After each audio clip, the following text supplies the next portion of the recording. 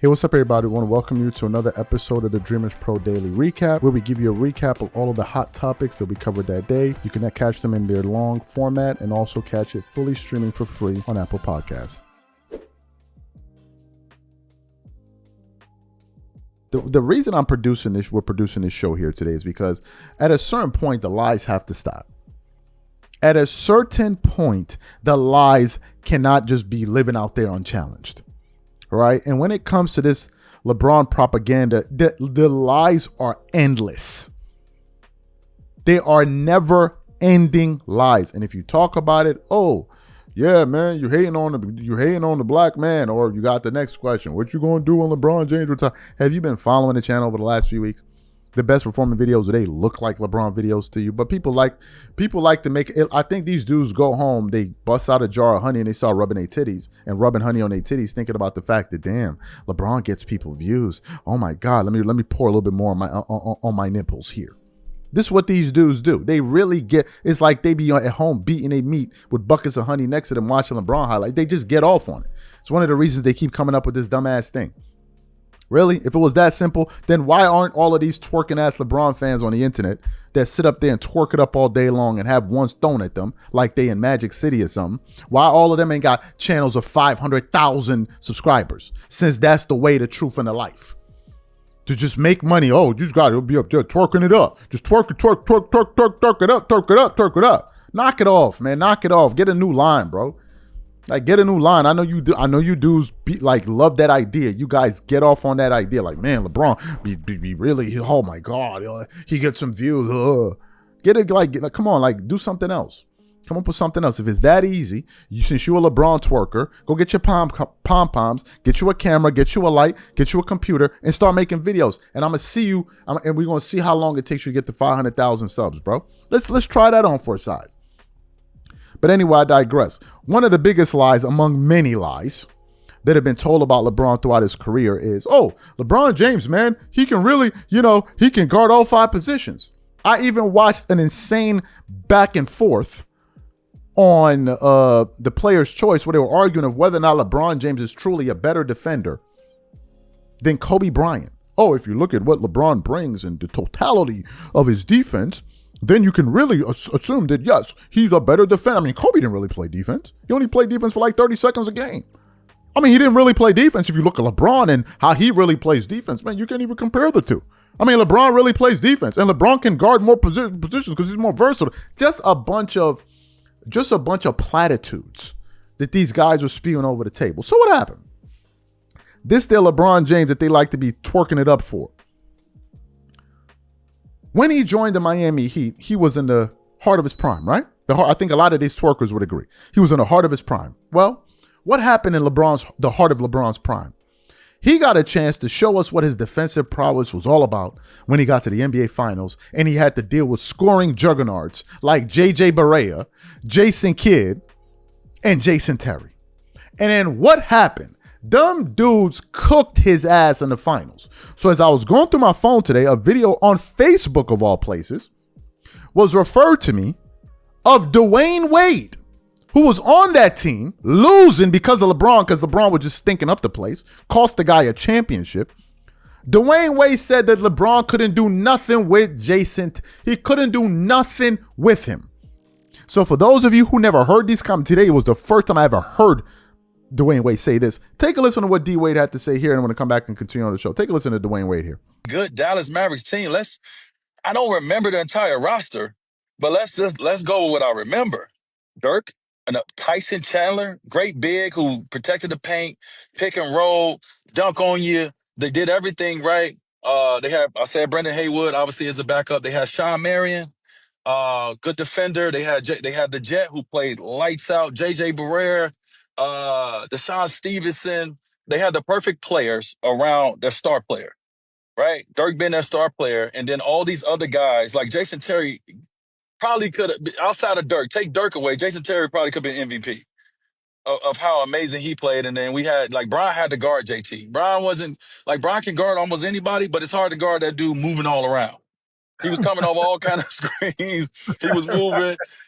He was tearing us up, right? So they had a very good team. We had a team that was still trying to find our identity, but we were good enough And we were obviously better than the East because we got to the finals that year. Like, Bron had to guard JT. Bron wasn't, like, Bron can guard almost anybody, but it's hard to guard that dude moving all around. He was coming off all kind of screens. He was moving. He was tearing us up. Fantastic. So you heard what D Wade had to say. Now let's look at Jason Terry's stats in the finals. In game 1, Terry scored 12. In game 2, he scored 16. In game 3, he scored 15. In game 4, he scored 17. In game 5, he scored 21. In game 7, he scored 27. He shot 49.9% from the field and 39.3% from the three-point line in that series, right? Let's look at what LeBron did. Are you guys aware that Jason Terry had better numbers in the NBA Finals than LeBron James? LeBron in the Finals averaged 17.8 points per game on 48% shooting from the field and 32% shooting from the three. In game 1, he had 24. In game 2, he had 20. Game 3, he had 17. Game 4, he had 8. Game 5, he had 17. Game 6, he had 21. So not only could he not guard Jason Terry, he got outplayed by Jason Terry in the NBA Finals. He got outplayed by him in the NBA Finals. And this is the dude that y'all letting people run up on you and tell you he can guard all 5 positions because they seen him block a shot by Thiago Splitter. Well, if Son he's just versatile defender, why he ain't put him on Dirk? Why he ain't guard Dirk? You know how much Dirk averaged in the finals? 26 points, 9.7 rebounds, and 2 assists. Why they ain't put him on Dirk? Why didn't they put him on? If he's this, oh my God, he can stop anybody. Why didn't they put him on Dirk? Why he ain't stop Dirk? Why he ain't stop Jason Terry, who's like, what, 6'3", 6'4"? A 6'3" combo guard, point guard / shooting guard? Why he ain't stop him? What about JJ Barea? Why he ain't stop him? But if you listen to these dudes, these are the same dudes running around trying to run up on you. Oh, Kobe, yeah, man. I mean, y'all could have at least picked somebody else. You're choosing to talk about a guy that made 12 all-first defensive teams, tied for the most in NBA history for guards. With Peyton and these guys, that's who you want to try to tear down his legacy. And the person you're bringing is a guy that made it 6 times total? Really? Really? So if he's as good as y'all, forget about what I'm saying. Because if you listen to these guys on Players' Choice and all these places, what they were talking about is how LeBron could cover more distant because, Kobe's just an on-the-ball defender. Okay, great. Jason, he talked about chasing him off a screen. Why he ain't do it? Since he's the more versatile, why he ain't do it? Why LeBron ain't say to himself, man, no, I'm shutting him down. Why? In the heart of his prime. Why? I thought so. The problem with these LeBron guys is not only do they want to give LeBron what he deserves, they want to give him things he doesn't. That's the problem. It's not enough for give him the flowers that he deserves. They try to go take flowers from other people's hands and give it to him too and say it belongs to him. That's what's so nauseating about you guys. It's not enough to give him what he's earned. You now have to give him things that don't belong to him. This is what's so nauseating about you guys. Gilbert Arenas brought up the point of, Kobe's a terrible defender. He can't guard the point. He couldn't guard me. Well, what did that say about LeBron? He couldn't guard Jason Terry. And Gilbert Arenas is better than Jason Terry. You see how stupid this thing is? But this is what they do. I rest my case. Y'all got an issue? Take it up with D Wade. He said it.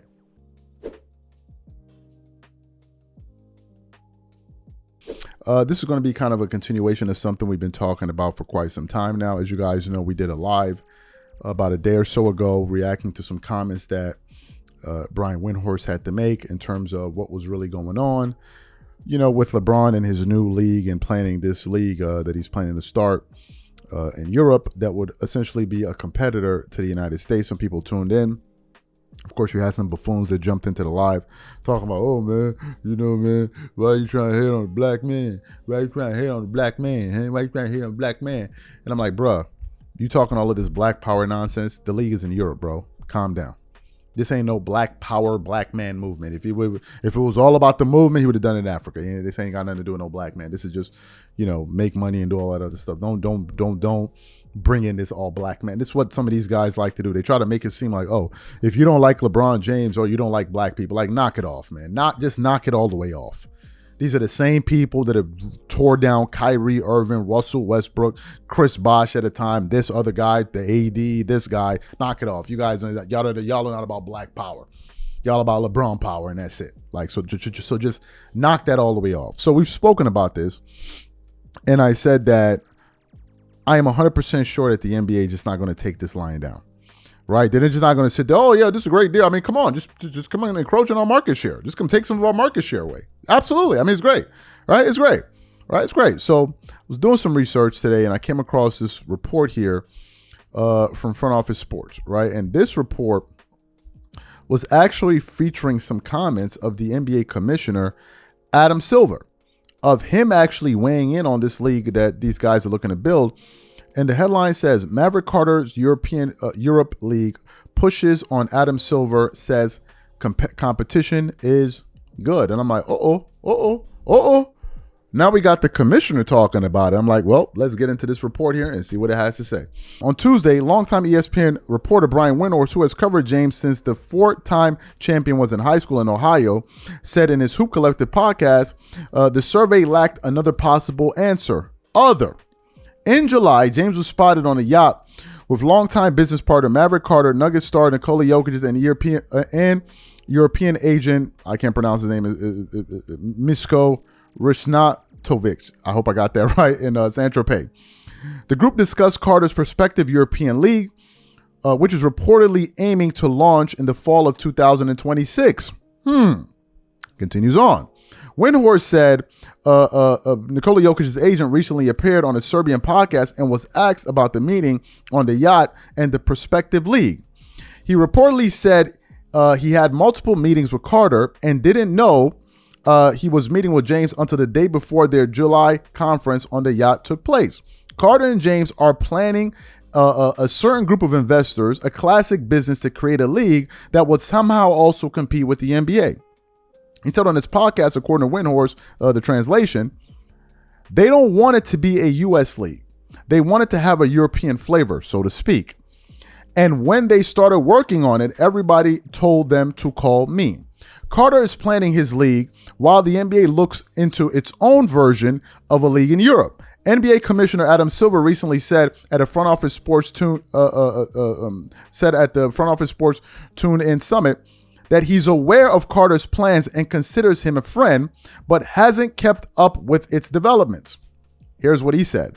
To an extent, they're looking at doing something competitive. I've stayed away, said Silver said. Obviously, that's their right. If they choose to form a league, I know firsthand it's not easy running a league, but competition is good. It keeps everyone on their toes. Not much is known about Carter's league and blah, blah, blah. So the article went on to say those other things there. But I want to focus on what the commissioner had to say, right? Because I think that's the pertinent bit that we need to pay attention to. Let's read that again. It said, to the extent they're looking to do something competitive, I've stayed away, Silver said. Obviously, that's their right. If they choose to form a league, I know firsthand it's not easy running a league, but competition is good. It keeps everyone on their toes. Let me translate that for the people in the back. They're not happy about this. Didn't you guys hear some of the hurdles that Ice Cube had to get over when he was trying to launch the Big Three? Didn't you guys hear about some of those hurdles? Now you have a situation in which you have a guy who has been the face of the NBA for well over a decade plus. This guy is now working to create a league in Europe. And by the way, maybe for those of you who aren't aware, the NBA has actually been trying to grow its game in Europe. This started all the way back, as far as I can remember, when the Boston Celtics first formed their big three with Kevin Garnett and these guys, when they went out there, and I think they were in Rome or something like that, right? So the NBA has always been trying to get market share in Europe, and Europe has its own leagues as well. And they're trying to get into that market. And now you have a situation in which LeBron who is now looking to become a direct competitor to the NBA. And the commissioner is saying that competition is good. Folks, let me tell you something. This is corporate America we're talking about. Competition is never good. All right, is why the government has policies in place where you can stop companies from having monopolies. Because if companies could, they would. And now you have a situation in which you have the NBA, which is by far the biggest basketball league in the world, the most lucrative one in the world, the most popular one in the world. And you now have a player that has been a face of the league for the last, 15 years, now going out there to create a league that will compete with theirs. A league that's now going to be looking to lure away talent, maybe starting from the draft. A league that's already talking about giving players equity within the league. And you think the commissioner and these guys think this is great for the NBA? You think they're just going to, let's just let them do it, man. Yeah, competition is good. Absolutely. Let them encroach on what we're doing. Let them start taking away from some of the hundreds of millions we make per annum, and let them go do it. You're living in a dream reality. In a dream reality. This is going to come with consequences. It always does. LeBron ain't the Negro that's exempt. Okay? You saw when Diddy got into trouble. Go back and look at why he got into trouble. And now we find out that the lawsuit, like, bro, what? This is what they want to send this guy? Really? Essentially for voyeurism and all. Not to excuse the Cassie tape, but that has nothing to do with what he was tried for. Really? Then people started to figure out, oh, wait a minute. He was having some issues with that liquor company. Oh. People don't want to bring that up. Right? People don't want to mention that part of it. Do you think they just decided, the government just decided all of a sudden we need to go after a bad guy? You think they don't know about bad guys? You don't think this is something that happens every single day in the celebrity world and the athletic world? Like, who are we kidding here? He went and messed with the wrong folks and they let him know. So all I'm saying is I don't believe, he's going to say that because he's a diplomat. What do you expect the commissioner to say? Oh, no, I'm not. I'm pissed off about it. But trust me. These guys see what's going on. And this is, to me, further evidence that I believe that LeBron was basically told, no, you're not going to become an owner in this league. You're absolutely not. And he decided, okay, if I can be a part of it, then I'll destroy it.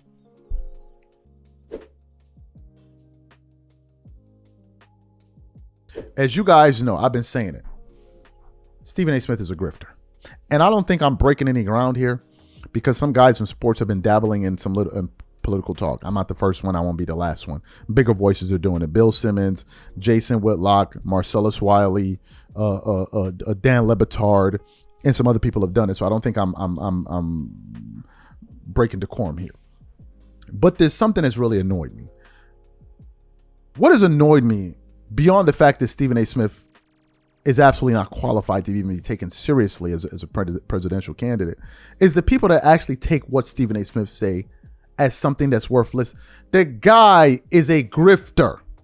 We did a show about it yesterday. There are people that don't even know he voted for Kamala Harris. Can you believe that? The people that are defending Stephen A. Smith because they believe he's a conservative believe, some of them, not all, that he voted for Donald Trump. That's how well the grift is working. He is grifted so well that some people believe that Stephen A. Smith voted for Donald Trump. Let me just see if I can pull it up here. Let me just share it. This is from the India Times. Okay. It says he voted for Kamala Harris and he regrets his vote because he was misinformed. Stephen A. Smith was misinformed, but he's informed enough to become a presidential candidate. Y'all are, anyway, it's fine. It's fine. So what happened? I was just preparing to shoot and I came across a clip here that flashed across my desk from Roland Martin. And I watched political commentary from everybody. Matt Walsh, everybody on the right, everybody on the left. I watch them all, right? Just to get an idea what people are thinking. I'm not just so caught up in, I'm listening to the left. I listen to everybody just to see what these people are saying. And I came across a clip here from Roland Martin, who has had Stephen A. Smith on his show once, and Stephen A. Smith has been on his show. And Roland Martin was reacting to an interview that Stephen A. Smith did on his show when he invited on Bill Maher, however you pronounce it. And during the discussion, I guess Stephen A. Smith was asking Bill Maher about who could the Democrats use to run in the next election. And Bill Maher said, the person that could run is the person I'm looking at. And Roland Martin saw that clip and reacted to it. And I think he absolutely described why we should never take Stephen A. Smith seriously as a political candidate. Take a listen to what Stephen A. Smith said to Bill Maher and then Roland Martin's reaction. Take a listen to that there. Who's the candidate on the left that can somehow derail him? Because I don't see anybody with a national presence that can pull that off. Where are you on that? I see somebody right here in my Zoom camera, and by the way, only for you, Zoom. I hate Zoom, but for you. Where's the Stephen A. Smith presidential bubble? No.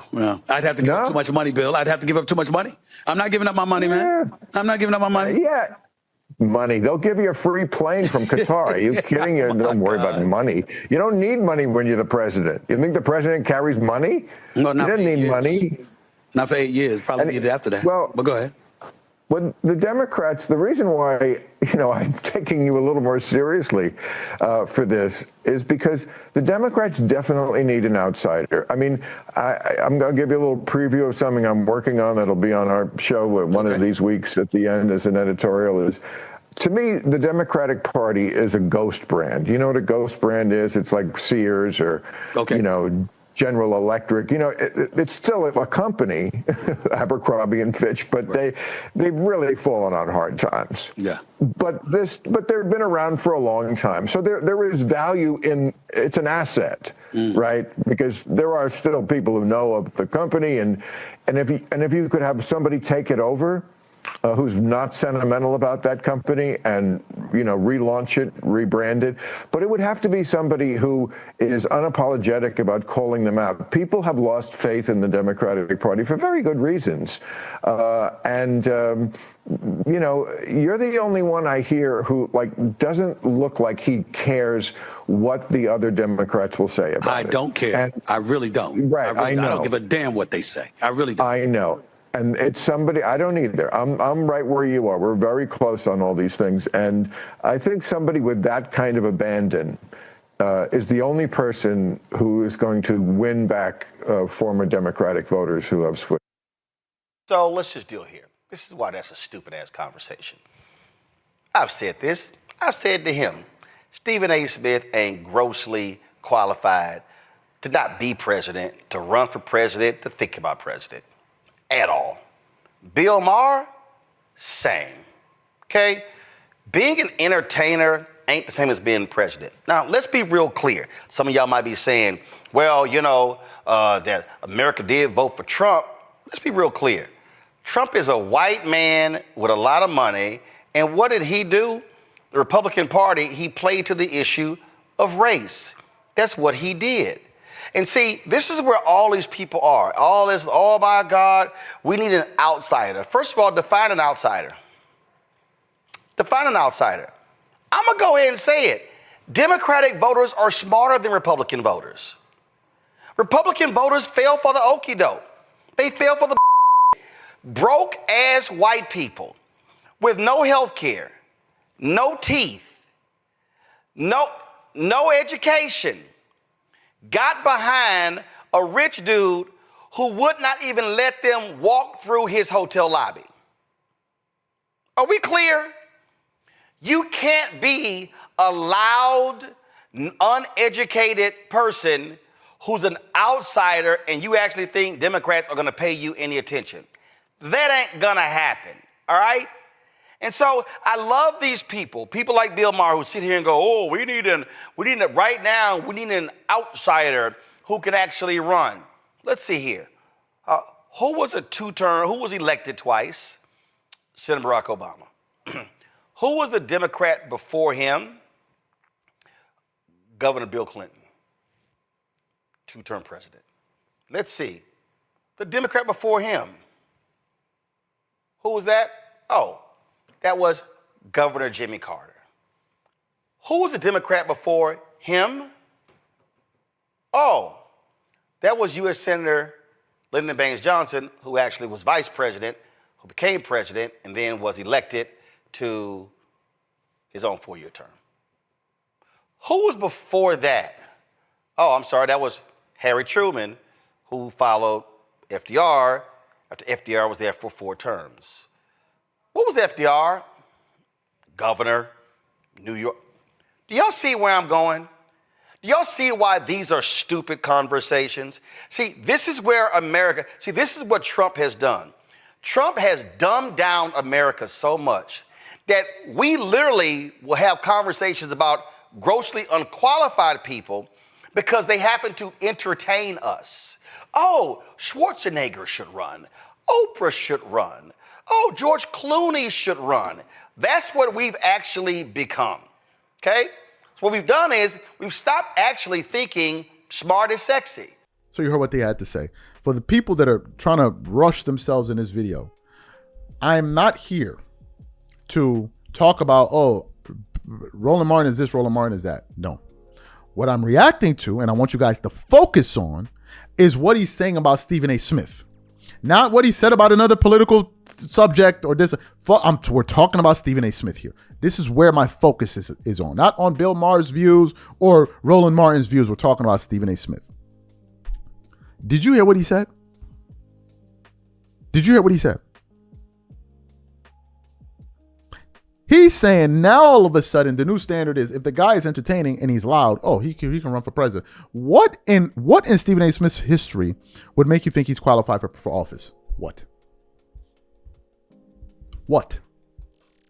For God's sakes, Stephen A. Smith cannot even stand up to LeBron James, but he's supposed to stand up to Vladimir Putin and world leader.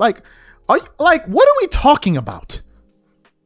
Stephen A. Smith is a grifter. If the Democrats were in power today, he would be saying how foolish the Republicans are. Do you know how I know that? Because he was supporting the Democrats all the way into the voting booth. Dum-dums. Who in their right mind will say, oh, the Democrats are this, Kamala and them are this, Kamala and them are that, Kamala that, while he's voting for them. If you felt this way about Kamala Harris and the Democrat, why didn't you just vote for Trump? Dumb people don't want to answer this question because they dumb.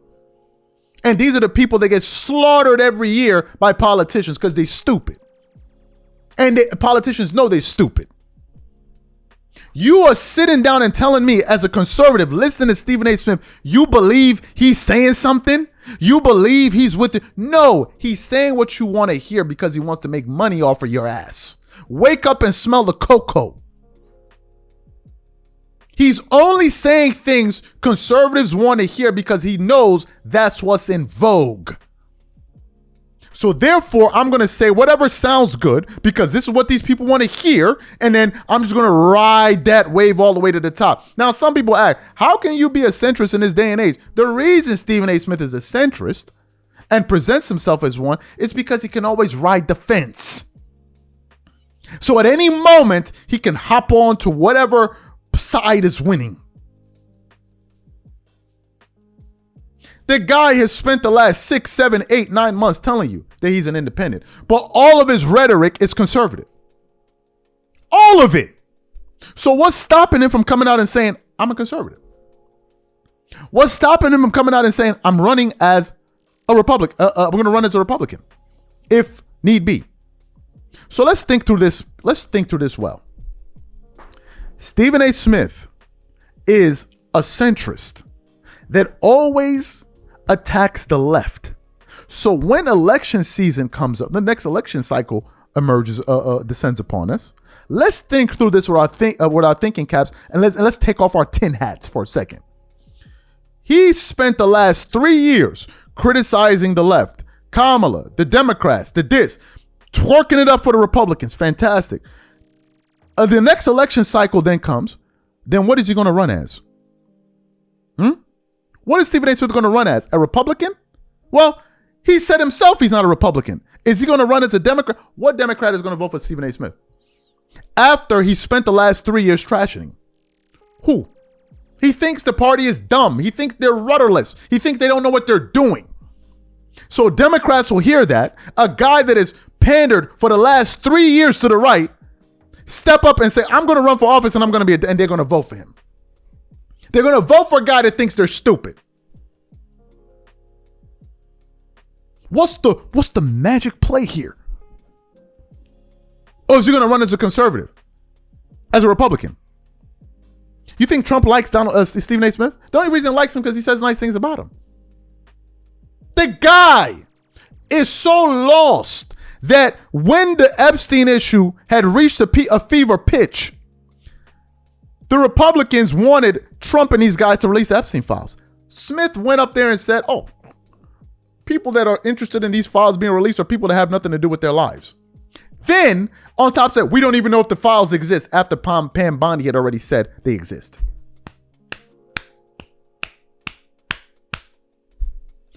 This is the guy you want to run for office. That we're supposed to sit down and take seriously because he wears a suit and he has a straight face.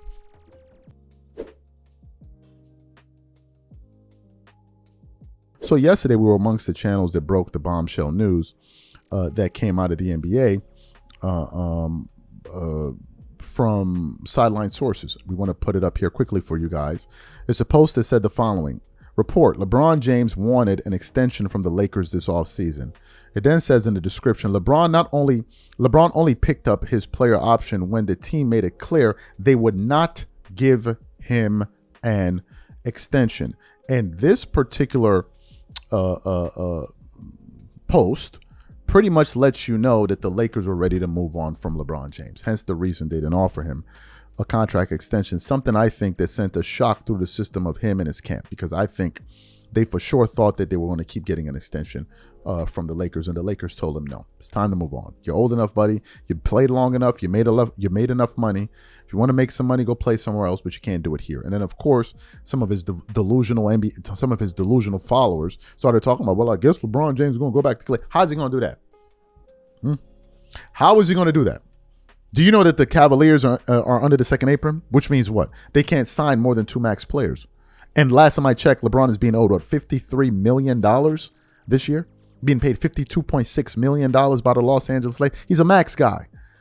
So he can't be traded there. The only way he could get to that team this season is if he would ask for a buyout and they got him for the veteran minimum. Do you, in your rabbit ass mind, think LeBron is going to play for the minimum? Just because he wants to be back home in Cleveland. Which now brings us to the heart of today's show, which is, what in the bloody hell is LeBron going to do? And it seems like this is also becoming a pressing issue on the minds of the Los Angeles Lakers organization. Today we got an article here from CBS Sports that states the following. Lakers want LeBron James to choose his story as free agency looms after the 2025-26 NBA season. So that's the headline of the article there. With LeBron James entering the final year of his contract with the Los Angeles Lakers, uncertainty around his long-term future as a professional basketball player will be a pertinent storyline until he makes a decision. The Lakers, respecting his status as an all-time great, are content to let James chart his own path forward, with Luka Doncic also in the fold as one of the faces of the franchise. This season is LeBron's 23rd in the NBA. The 4-time MVP, now 40, is the oldest active player in the league. Retirement is bound to come sooner rather than later, but James has not been clear about when he will step away or which team will be his last. Now, hear what Rob Pelinka had to say. The first thing we want to do in terms of LeBron in his future is to give him absolute respect to choose his story with his family in terms of how many years he's going to continue to play. Lakers general manager Rob Pelinka said on Thursday, he's earned that right, and he's the best one to talk to about that. It then continues on. We would love if LeBron's story would be to retire as a Laker. That would be a positive story.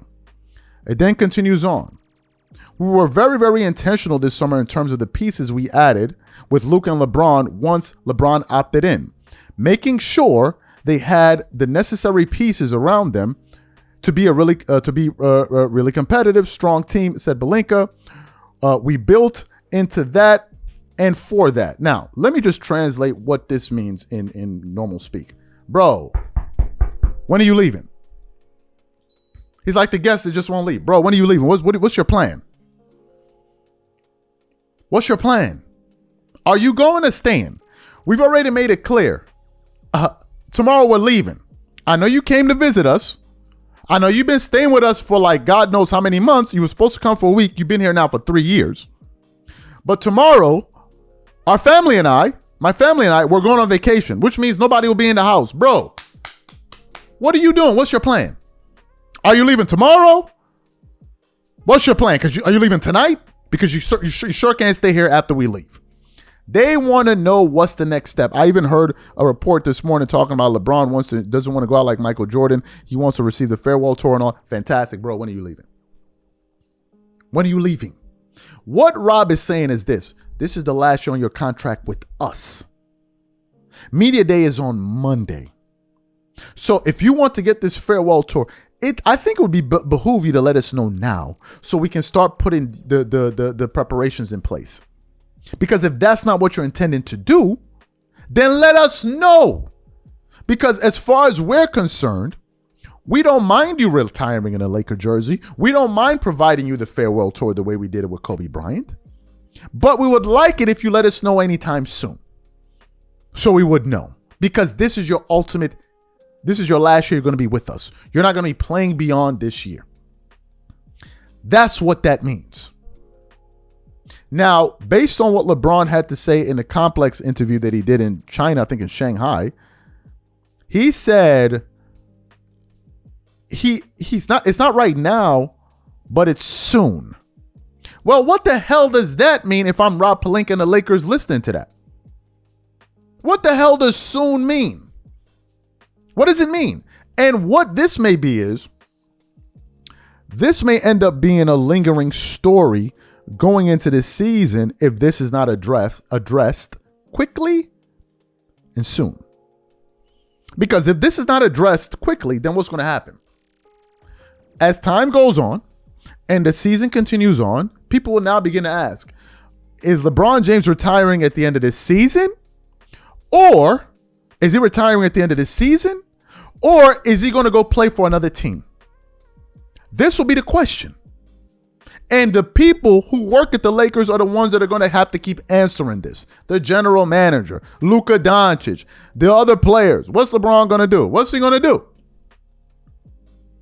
I thought that by now LeBron would announce his retirement and call it a year, or rather call it a career by now. Or at the very least, when media day kicks off next week. Maybe he will announce his retirement then.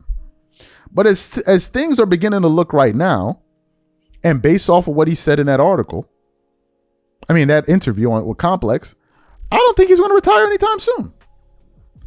I don't. So I think Rob Pelinka and the Lakers are just going to remain in limbo. I think they're going to remain in limbo all throughout the season, and then at some point maybe we'll find out through the season, or maybe he'll get a farewell tour somewhere else, because reports are saying that he definitely wants his farewell tour. But overall, the Lakers screwed him.